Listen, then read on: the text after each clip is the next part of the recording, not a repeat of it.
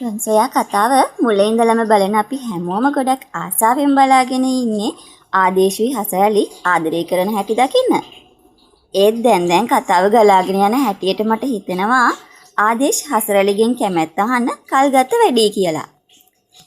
මොකද හසරලිත් ගොඩක් බලාපොරොත්තු වෙන්නේ ඉන්නේ ආදේශයාගේ කැමැත්ත අහනකම්.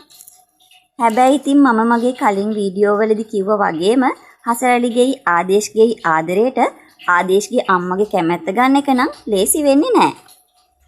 දැන් ආදේශ්ගේ අම්මත් ගොඩක් බය වෙලා ඉන්නේ හසරලි ආදේශ්ගේ අතර සම්බන්ධයක් ඇති වෙයි කියලා. මොකද එයා දවසක් කිව්වා ඔයාට මතක ඇති හසරලිගේ S2 දැක්කම ආදේශ් විතරක් නෙමෙයි ඕනිම කොල්ලෙක් ඒ S2ට වශී වෙනවා කියලා.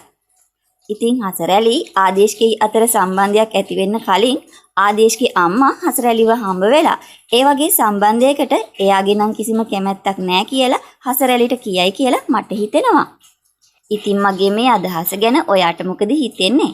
ඔයාගේ අදහස පහලින් කමෙන්ට් කරලා යන්න අමතක කරන්න එපා. එහෙමනම් මේ වගේ වීඩියෝ එකකින් තවත් දවසක හමු වෙමු. පරිස්සමෙන් ඉන්න. ගිහින් එන්නම්. මං ඔයාගේ ආදරණීය චන්දි.